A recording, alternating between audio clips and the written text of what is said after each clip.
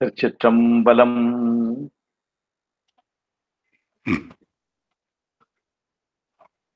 பேராயிரம் பரவி வானோர் ஏத்தும் பெம்மானை பிரிவிழா அடியார்க்கு என்றும் வாராத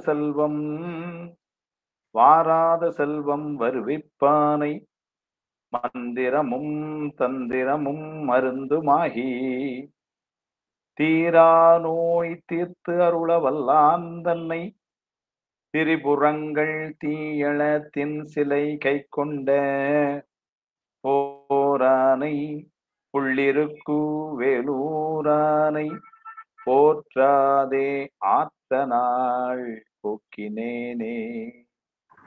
கருணை வெளிதிருமுகத்தில் திருநீற்றுணுதலும் கண்டாரை வசப்படுத்த கனிந்த வாயழகும் பெருமை தரு துறவோடு பொறையுளத்தில் பொறுத்தே பிஞகனார் மலத்தாள்கள் பிரியாத மனமும் மறுவினர்கள் அகலாத ஞானமே வடிவாம் வளதுரை செய் சிவஞான மாமுனிவன் மலத்தாள் ஒருபொழுதும் நீங்காமல் எமது உளத்தில் சிரத்தில் ஓதிடும் நாவினில் என்றும் உண்ணி வைத்தே.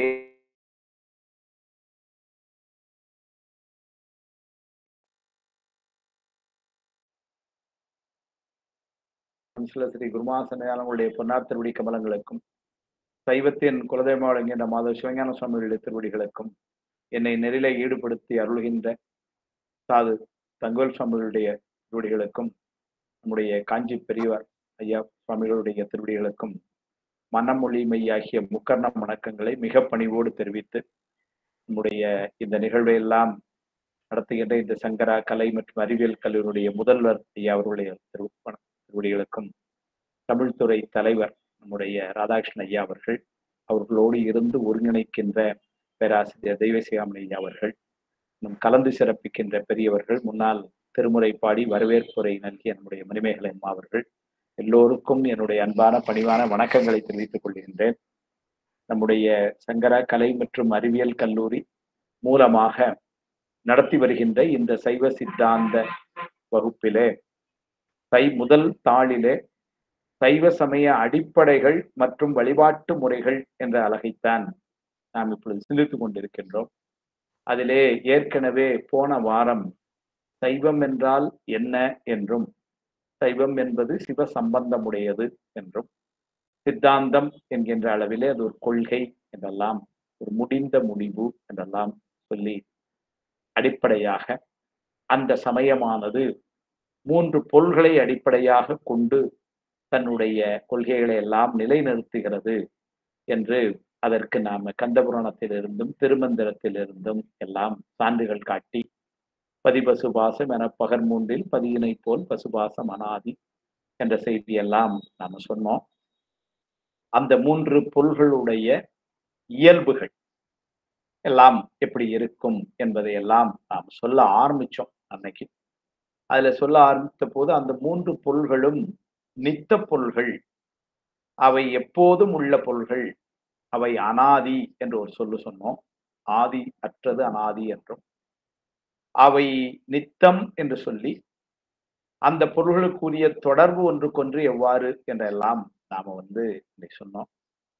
அந்த 3 பொருள்களும் எப்போதும் உள்ள பொருள்கள், அதனால் அதை உண்மை பொருள்கள் என்று, அவ்வாறு சித்தாந்தத்திலே நாம் எது ஒன்று அழியும் தன்மையுடையதோ அது பொய்ப்பொருள் என்றும், எது நிலைத்து நிற்கக்கூடிய தன்மை உள்ளதோ அது உண்மை பொருள் என்றும், அந்த வகையிலே நாம் வழிபடுகின்ற இறைவனாகிய இந்த பதியும், நாம் என்று சொல்லுகின்ற இந்த உயிரும், இன்பத்திற்கு தடையாயிருக்கின்ற மலம் என்று சொல்லக்கூடிய பாசமும் என்று சொல்லி, பதி பசு பாசம் என்கின்ற இந்த 3 பொருள்களும் உள்ள பொருள்கள், அவையெல்லாம் எப்போதும் உள்ள பொருள்கள் என்கின்ற உண்மையை முப்பொருள் உண்மை என்ற தலைப்பிலே நாம் அடிப்படை பகுதி 1 என்று அதை சிந்தித்தோம். அந்த 3 பொருள்களுடைய தொடர்பை சொல்லி, அந்த 3 பொருள்களுடைய இயல்புகள் அல்லது குணங்கள் என்று அதில் தான் நம்ம அன்னைக்கு ஆரம்பிச்சு, இறைவனுடைய பொது இயல்பு, சிறப்பு இயல்பு என்பதை நாம் சிந்தித்தோம். பொருள்களுக்குரிய இயல்புகள் இந்த சிறப்பு இயல்புனா என்ன, பொது இயல்புனா என்ன என்று நாம அதை சொல்லி, அதற்கு உதாரணமாக நாம நீர் அதனுடைய குளிர்ச்சி என்பது அதனுடைய சிறப்பு இயல்பு என்றும், நெருப்போடு அதற்கு ஏற்படுகின்ற தொடர்பினாலே அது வெந்நீராக மாறுவது அதனுடைய பொது இயல்பு என்றெல்லாம் நாம் அந்த இயல்புகளை பற்றி சொன்னோம்.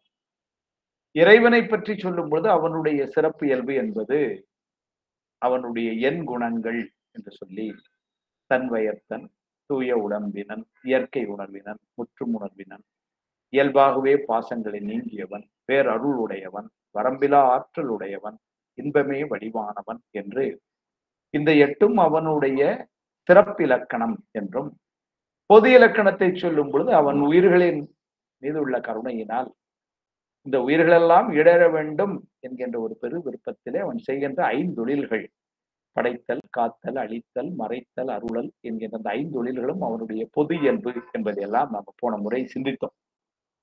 அந்த வரிசையிலே இதெல்லாம் ஏன்னா ஒரு வாரத்துக்கு முன்னாடி செஞ்சதை ஒரு நினைவுபடுத்தி அங்கேருந்து தொடர்படுத்திக்கிறோம். எல்லாருக்கும் அது தெரிஞ்ச செய்திகள் தான்.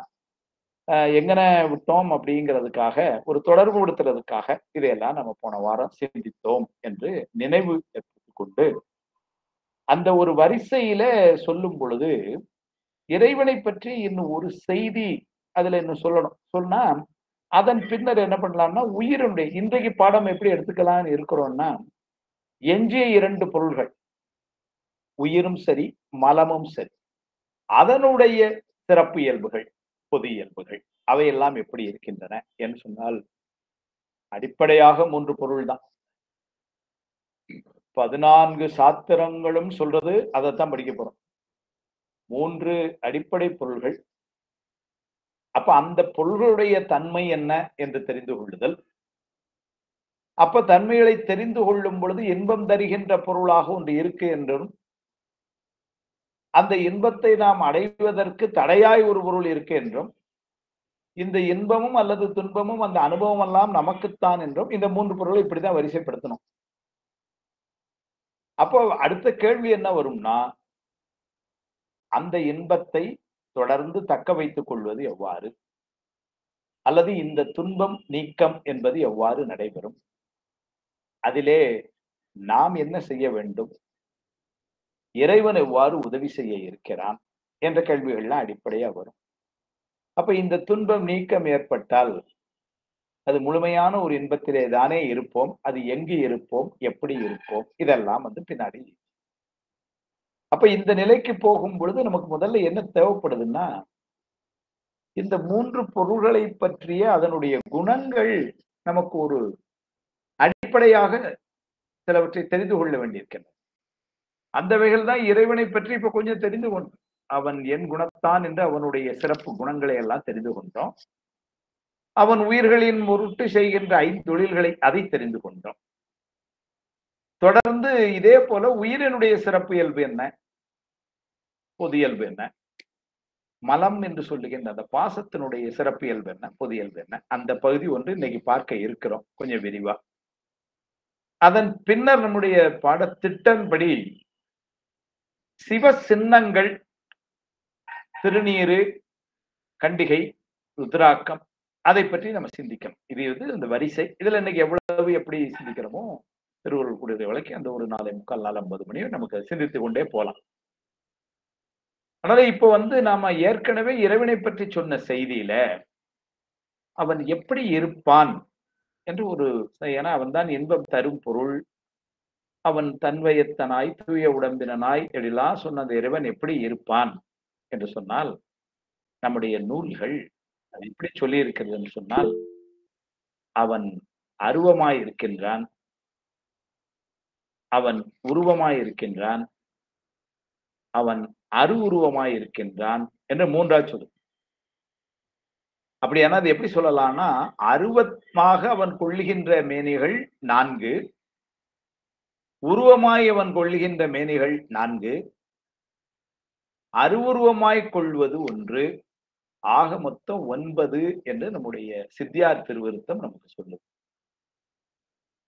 சிவம், சக்தி, நாதம், விந்து, சதாசிவம், திகழும் ஈசன், உவந்து அருள் ருத்திரன் தான் மால் அயன் ஒன்றின் ஒன்றாய் பவம் தரும் அருவம் 4 இங்கு உருவம் 4 உபயம் ஒன்றாய் நவம் தரும் பேதம் ஏகநாதனே நடிப்பர் என்பார். நவம் தரும் பேதம், நவம்னா 9 விதமாக அவனே ஏகநாதனே சுவாமி தான் 9ஆக காட்சி கொடுக்கிறான். பாட்டுல வரிசையை சொல்லிட்டு போயிட்டார். சிவம், சக்தி, நாதம், விந்து இந்த 4ம் அவனுடைய அருவத்திருமேனி. அதை நூல்களில் எழுதும் பொழுது எழுப்பாங்க.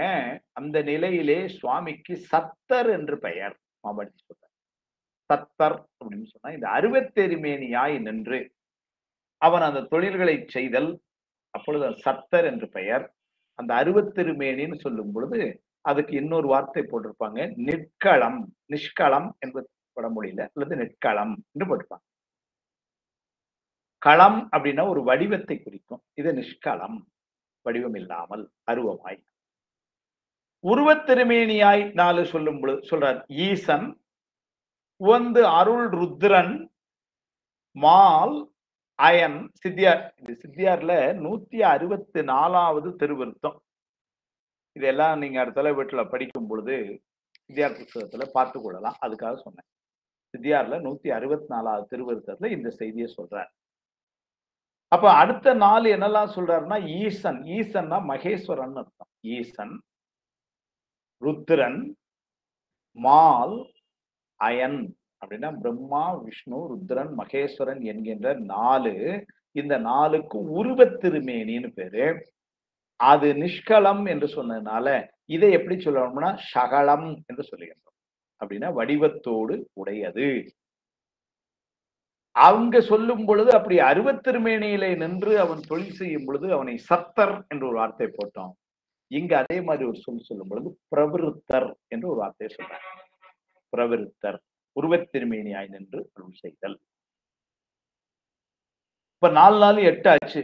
இன்னொன்னு அது என்னன்னாரு, அருவுருவத்திருமேனி, அருவமும் உருவமுமாய். அது எங்க பாட்டுல என்ன சொன்னார்னா சதாசிவம் ஒரு வார்த்தை போட்டார்.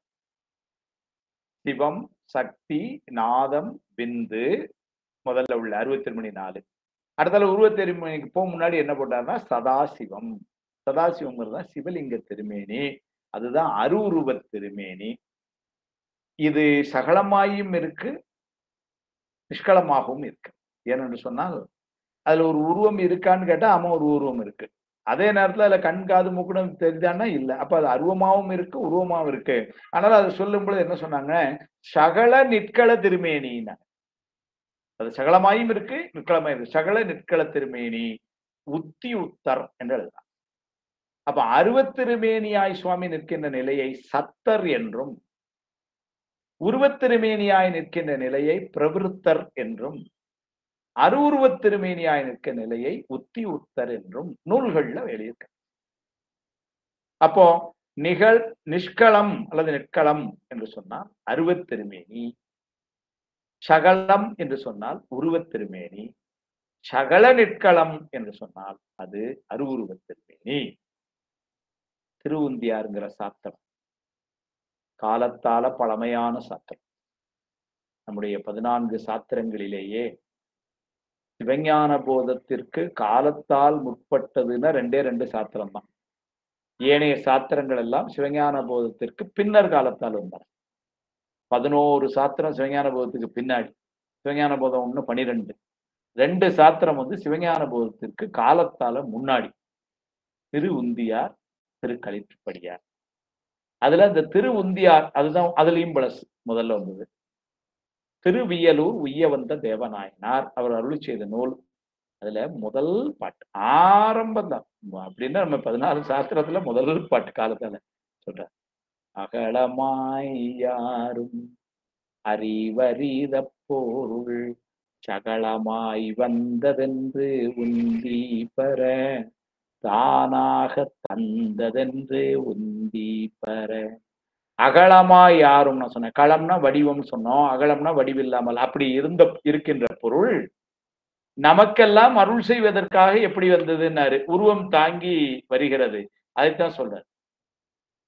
அகலமாய் யாரும் அறிவரிது அப்பொருள் சகலமாய் வந்ததென்று உந்தி பெற தானாக தந்ததென்று உந்தி பெற. வித்யாராசிரியர் சொல்வார், இப்படி 4 4 8 9 திருமேனி எல்லாம் கொண்டு அவன் வாரான் அப்படின்னு சொன்னா, அதெல்லாம் என்ன செயலுக்காக, எதற்காக செய்கிறான்? உயிர்களுக்கு அருள் புரிகிறதுக்கு. உயிர்களுக்கு என்ன மாதிரி அருள் புரிகிறான்? அவன் செய்கின்ற ஐந்தொழிலேயே அருள் என்று சொன்னாலே அது முக்தி இன்பத்தை கொடுக்கிறது. அன்னைக்கு அப்படிதான் சொன்னோம். படைத்தல், காத்தல், அழித்தல்னு பொதுவா 3ஆ சொல்லுவோம். 5ஆ விரிக்கும் பொழுது படைத்தல், காத்தல், அழித்தல், மறைத்தல், அருளல் என்று சொல்லுவோம்.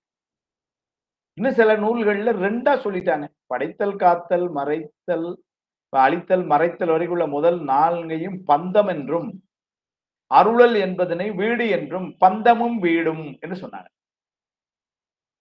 அருளல் என்பது என்னன்னா வீடு வேறு அடித்தல். அதுக்காகத்தான் சுவாமி விழவும் செய்யலாம்.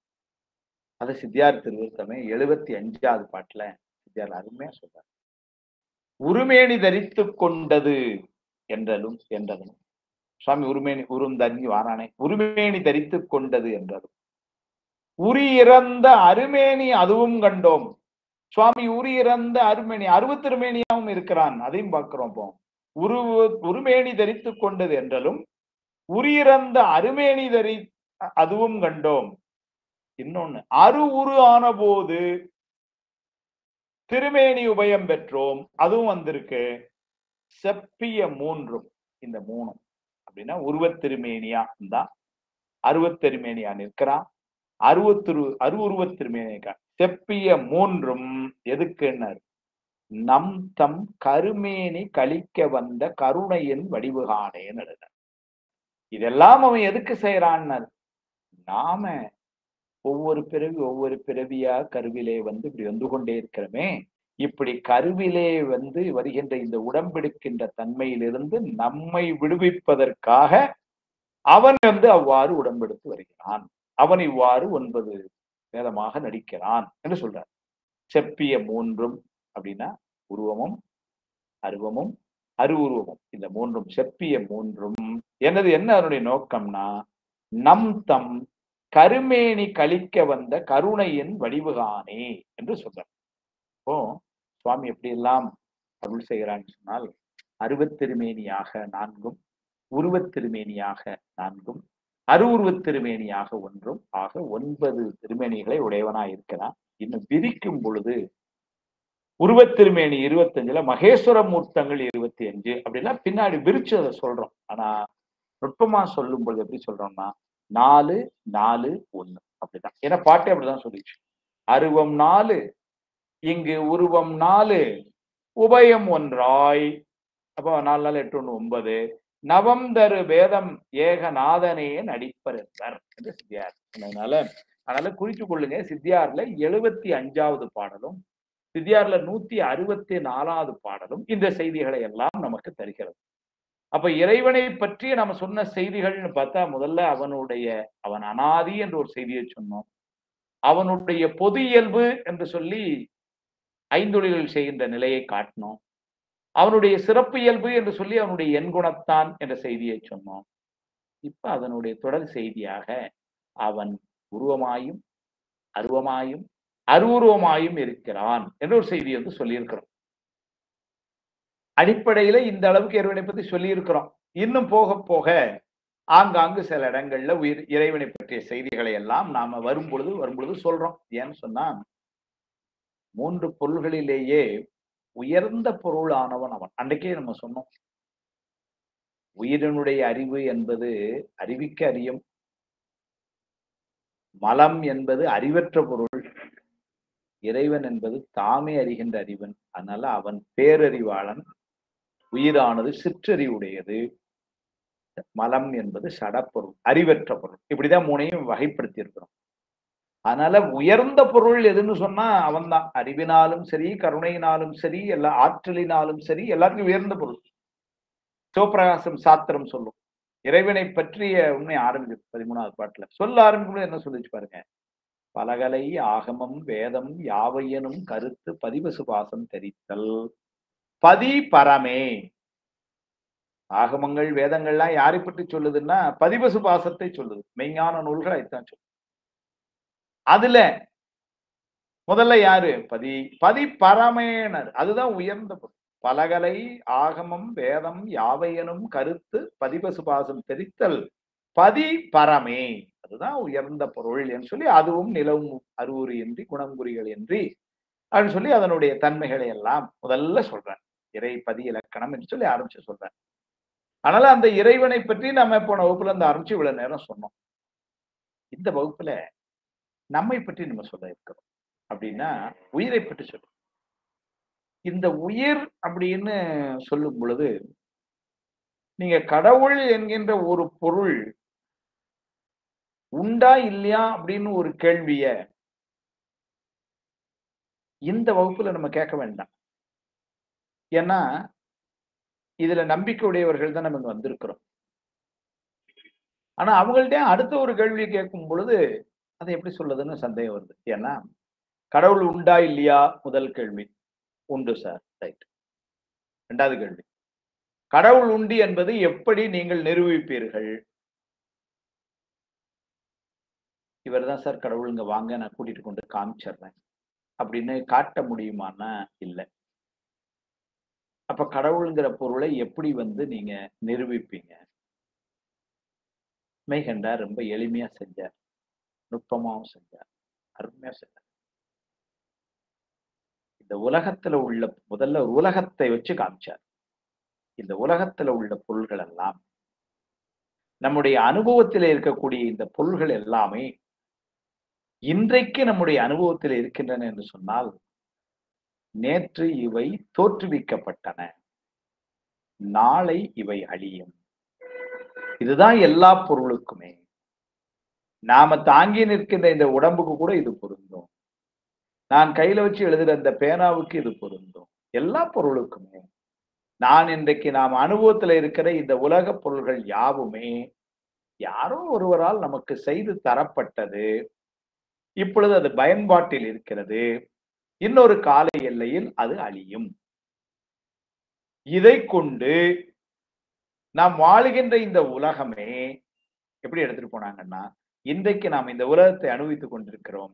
அப்ப இது முன்னால் யாரோ ஒருவரால் தரப்பட்டது, இப்பொழுது இயங்கிக் கொண்டிருக்கிறது, இது ஒரு நாள் அழியும் என்று சொல்லி இந்த உலகமும் 3 தொழிலுக்கு உட்படும். அப்ப இது இந்த 3 தொழிலுக்கு உட்படும் என்று சொல்லும் பொழுது அந்த தொழிலை நடத்துவதற்கு ஒருவன் இருக்க வேண்டும்.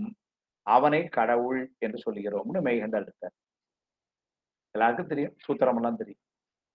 அவன் அவள் அது எனும் அவை மூவினைமயன் தோற்றிய திதியே ஒடுங்கி மலத்துளதாம் அந்தமாதி என்பனார் புலவர். நான் சிவஞான உள்ளெல்லாம் போல செய்தி.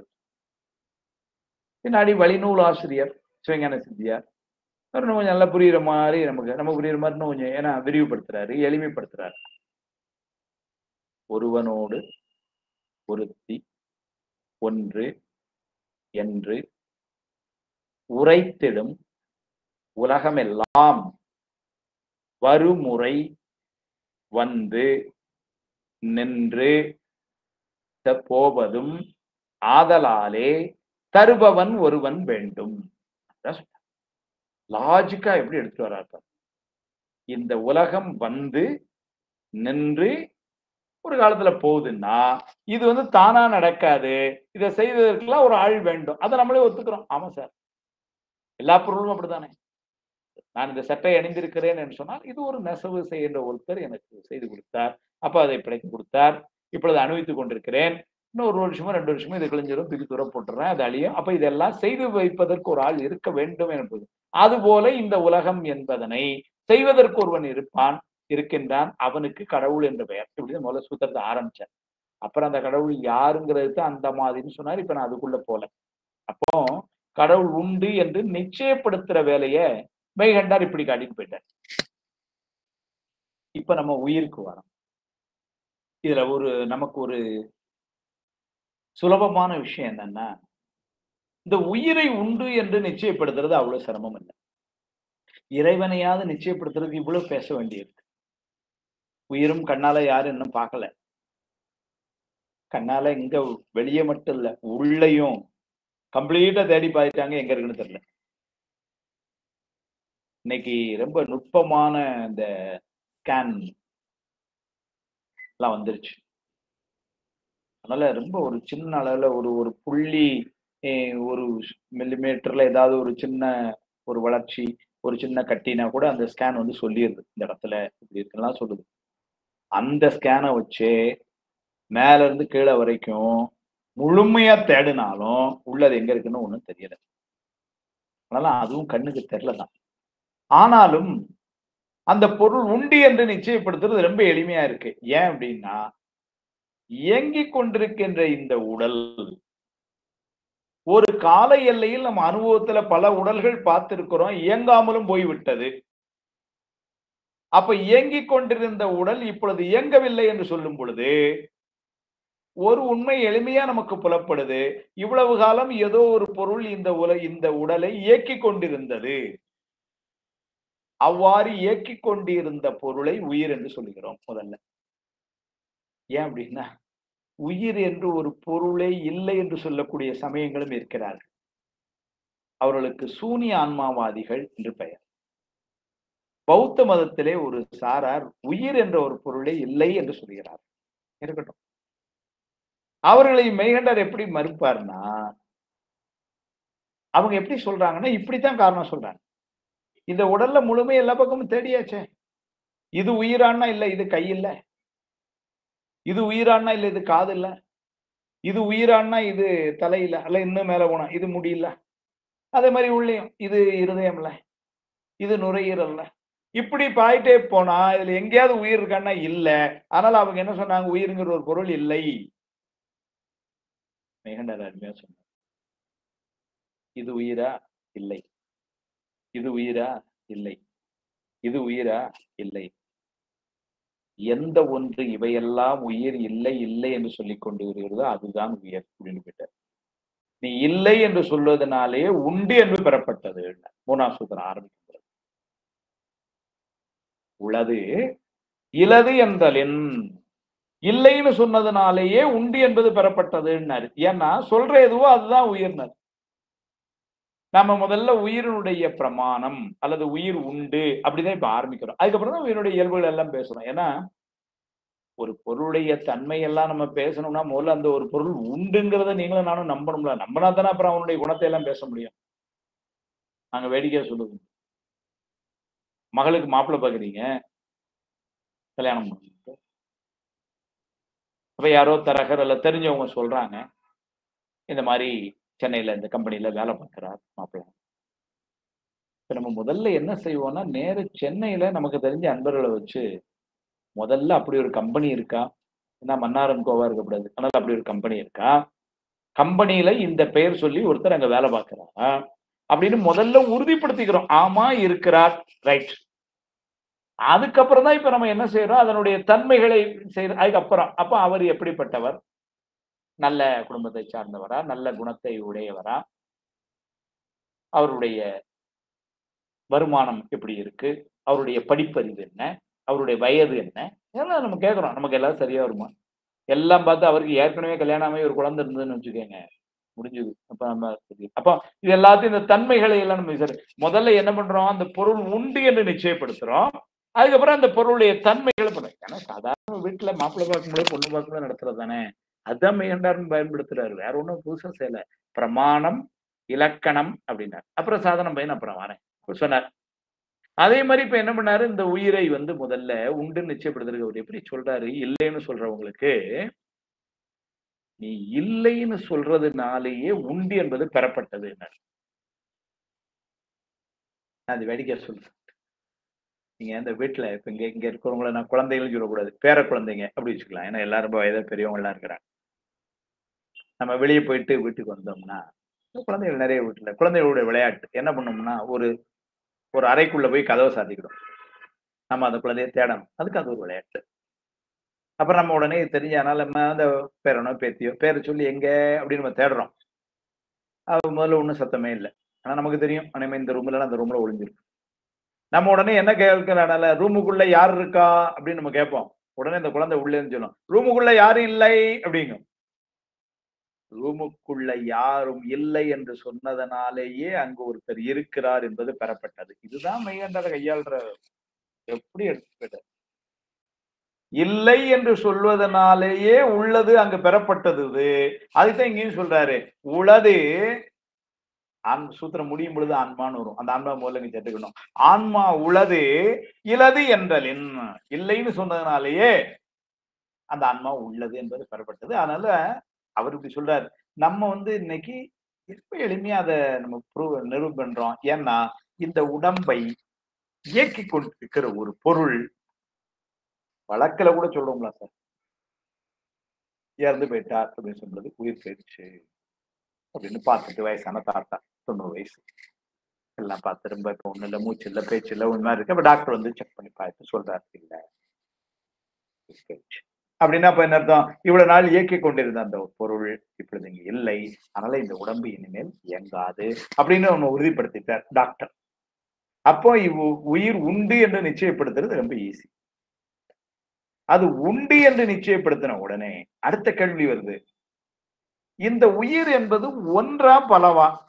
ஏன்னா இறைவனை சொல்லும் பொழுது ஒன்றுன்னு தான் சொல்லிட்டோம். ஒன்றென்றது ஒன்றே கான் ஒன்றே பதி. ஒருவன் என்னும் ஒருவன் காண்க. என்னாவார் பிறரின்றி நீயே ஆனாய். அப்புறம் சாமி ஒருவன். இப்ப அதே மாதிரி அடுத்த கேள்வி, அதனால உயிர்களை சொல்லும் பொழுது இது ஒன்றா பலவா அப்படின்னா, எனக்கு இந்த உடல்ல எனக்கு இன்னைக்கு இருக்கிற அனுபவம் வேற, என் கூட இன்னைக்கு இந்த வகுப்புல இருக்கிற 37 பேரும் தனித்தனியா பாத்தீங்கன்னா அவங்க எல்லாத்துக்குமே அந்தந்த அனுபவங்கள் வேற. இந்த உடல் வேற, அது பார்த்தாலே தெரியுது. அதே மாதிரி ஏற்படுகின்ற அனுபவங்களும் பாத்தீங்கன்னா வெவ்வேற. அப்ப என்ன தெரியுதுன்னா, அனுபவங்கள் வேறாக இருப்பதை கொண்டு அனுபவிக்கின்ற பொருளும் வேறாய் இருக்கின ஏற்பட்டது. அப்ப அனுபவிக்கின்ற பொருள் வேறு அப்படின்னு என்ன அர்த்தம்? உயிர்கள் வெவ்வேறா இருக்கின்றன. பல, எனக்கு ஒரு உயிர் இருக்கு, உங்களுக்கு ஒரு உயிர் இருக்கு, பக்கத்துல இருக்கும் அவருக்கு ஒரு உயிர் இருக்கு, இப்படி எல்லாருக்கும். அப்ப இந்த உயிர்கள் பல என்பது பெறப்பட்டது. அதனாலதான் நம்முடைய திருவருட் பயன் நூல்ல பின்னாடி அடுத்த வருஷங்கள் எல்லாம் வருது பாடத்துல, பதிமுது நிலை என்று இறைவனை பற்றி சொல்வதற்கு தலைப்பு போட்ட உமாபதி சிவாச்சாரியார் உயிரை பற்றி சொல்லும் பொழுது தலைப்பிலே காட்டிடுவார். உயிர் அவை நிலை, உயிர் அவை பன்மையில போட்டுருவார். உயிர் அது நிலை இல்ல, உயிர் அவை நிலை அப்படின்னா உயிர்கள் பல. உயிர்கள் பல என்று சொன்னா உடனே அடுத்த கேள்வி என்ன வந்துரும்னா, இன்னைக்கு வகுப்புல எப்படி இருந்து சார் வகுப்பு? நிறைய பேர் வந்திருந்தாங்க சார். இப்ப முதல்வர் ஐயா நம்ம கேட்பான், துறை தலைவர் அல்லது சிவமையா, நிறைய பேர்னா எவ்வளவு பேர்? அப்ப இவங்க என்ன சொல்றாங்க, ஒரு நம்பர் சொல்றாங்க, ஐயா 40 பேர் வந்திருந்தாங்க, ஐயா 50 பேர் வந்திருக்காங்க சொல்றாங்க. அப்ப நீங்க அந்த பல அப்படின்னு சொன்னா அதே மாதிரி ஒரு கேள்வி வருது. அப்படின்னா எவ்வளவு அதை சொல்லுங்க. உயிர்கள் பல, சரி, எத்தனை பேர், எத்தனை உயிர்கள் இருக்கின்றன? அருமையா சொன்னாங்க.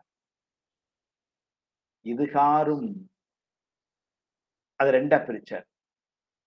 முக்தி பெற்ற உயிர்கள், முக்தி பெறுவதற்கான நிலையிலே அல்லது முயற்சியில் இருக்கக்கூடிய நம்போன்ற இன்னும் முக்தி பெற வேண்டிய உயிர்கள் அப்படின்னு சொல்லுவாங்க.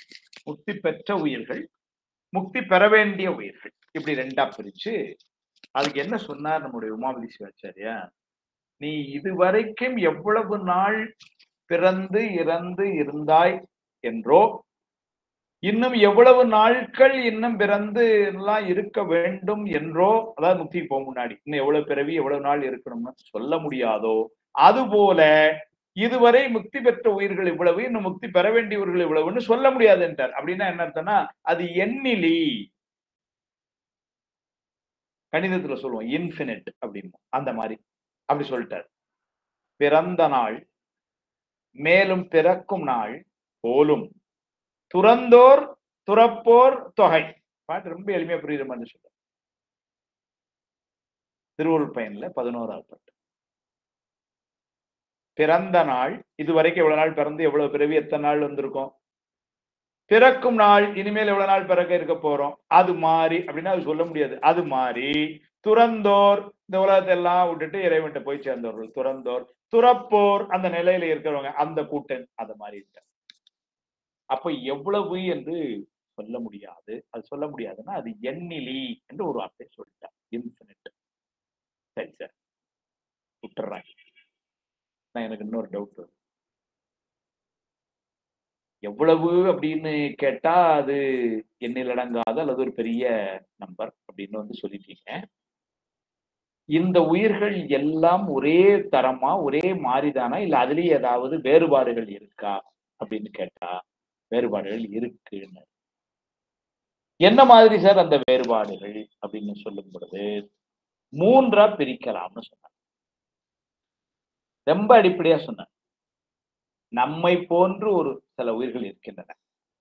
நமக்கு ஆணவம், கண்மம், மாயை என்று 3 மலங்கள் இருக்கின்றன. இந்த மலங்களை பற்றி அடுத்தல பேச போறோம். இப்போதைக்கு என்று சொல்ல அப்படியே வச்சுக்கிடுவோம். எல்லாருக்கும் தெரிஞ்சதுதான். யாரேனும் ஒருவர் இருவர் புதியனவா இருக்கலாம். அதுக்காக அப்படி சொன்னேன். ஆணவம், கண்மம், மாயை என்று 3 மலங்கள். இந்த 3 மலங்களையும் உடைய நாம் சகலர் என்று ஒரு பெயர்ல அழைக்கப்படுகிறோம். இதிலே ஆணவ மலமும் கண்ம மலமும் மட்டும் உடையவர்கள் 2 மலம் உடையவர்கள் இருக்கிறார்கள். அவர்களுக்கு பிரளயாகலர் என்று பெயர். ஆணவ மலம் மட்டும் உடையவர்கள் இருக்கிறார்கள். அவர்களுக்கு விஞ்ஞானகலர் என்று பெயர். அப்ப எண்ணிறந்த இந்த ஆன்மாக்கள் எப்படி பிரிக்கப்பட்டு அமைந்திருக்குன்னா 3 அமைந்திருக்கு.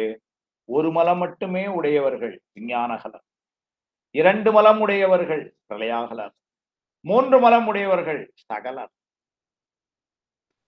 இத சொன்ன உடனே அடுத்த வருஷம் ஒண்ணு கேட்டார். என்ன கேள்வி வரும்னா, சார் அப்படின்னா இதுல யார் சார் ரொம்ப உயர்ந்தவர்? 3 மலம் உடையவர்கள் அவர்கள் உயர்ந்தவர்னு சொல்லணுமா, இல்ல ஒரு மலம் உடையவர் அவர் தான் உயர்ந்தவர்னு சொல்லணுமா அப்படின்னு ஒரு கேள்வி வரும். ஒரு வார்த்தை சொன்னா பொதுவா பார்த்த உடனே எப்படி தெரியுதுன்னா, 3 அழுக்கும் உள்ளவன், 2 அழுக்கு உள்ளவன், 1 அழுக்கு உள்ளவன் அப்படி சொன்னா, ஒரு அழுக்கு உள்ளவன் தானே உள்ள பெரிய ஆளு, 2 அழுக்கு உள்ளவன் அதோட மோசம், 3 அழுக்கு உள்ளவன் அதோட மோசம், அப்படித்தானே வந்து போகுது அப்படின்னா, அழுக்கு என்று சொல்லக்கூடிய அல்லது நீக்க வேண்டிய அழுக்கு எதுன்னு சொன்னா ஆணவம்ங்கிற பொருள். அந்த ஆணவம் என்பது 3 பேருக்கும் இருக்கிறதுனால இதுல யாரு பெருசு சிறுசுலாம் ஒண்ணும் இல்ல பாப்போம் அப்படின்ட்டு. 3 திறத்து உள்ளாரும் மூலமலத்துள்ளார்கள் தோன்றல தொத்துள்ள துணை திருவள்ளுவர். 3 திறத்து உள்ளாரும் அப்படின்னா ஒரு மலமுடையவர்கள், 2 மலமுடையவர்கள், 3 முடையவர்கள் 3 பேருக்குமே மூலமலம் என்று சொல்ல ஆணவமலம் இருக்கு. அதனால இதுல ஒண்ணும் பெரிய பாகுபாடு இல்லைன்னு நமக்கு ஒரு சமாதானம் காட்டுறாரு. முதல்ல ஒரு பேப்பர்ல ஃபெயில் ஆனானா 2 பேப்பர் ஃபெயில் ஆனானே அந்த காலத்துல எல்லாம் நீங்க பாத்தீங்கன்னா, அப்போ நான் சொல்றது 5ஆம் கிளாஸ்ல கணிதத்துல ஃபெயில்னாலும் 6ஆம் கிளாஸுக்கு போக முடியாது. 5ஆம் கிளாஸ்ல கணிதத்திலையும் ஃபெயிலு, தமிழ்லையும் ஃபெயிலுன்னா அப்புறம் எப்படினாலும் ஒரு பேப்பர்ல ஃபெயில் ஆனாலும் 6ஆம் கிளாஸுக்கு போக முடியாது. அவ்வளவுதான். திரும்ப 5ஆம் கிளாஸ் தான் படிக்கணும் அந்த காலத்துல. அது மாதிரி இவர் என்ன சொன்னாரு, 3 திறத்து உள்ளாரும் மூலமலத்து உள்ளார்கள்.